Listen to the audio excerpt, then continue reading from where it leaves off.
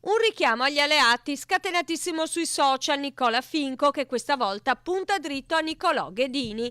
Il capogruppo della Lega in Regione sottolinea quello che è a tutti gli effetti un dato di fatto. Fino a questo momento il candidato al Senato nell'uninominale per il centrodestra nel Bassanese non si è proprio visto. Il tutto mentre gli avversari politici PD e Grillini battono il territorio palmo a palmo. Certamente dal momento che Forza Italia ha deciso di candidare Ghedini su questo territorio vorrei capire da cittadino che intenzioni ha e quali sono le problematiche che vorrà portare ovviamente a livello romano per migliorare quello che è l'assetto territoriale del Bassanese, dell'Alta Padovana, dell'Altopiano, e vorrei sapere anche il suo parere in merito al Tribunale della Pedemontana, visto che in questi anni nelle tante manifestazioni fatte non lo abbiamo mai visto. Quello di Finco è uno sprone, certo, il collegio di Bassano è dato da tutti saldamente in mano al centrodestra, ma visti gli errori macroscopici fatti dai sondaggisti negli ultimi anni, meglio non sottovalutare gli avversari.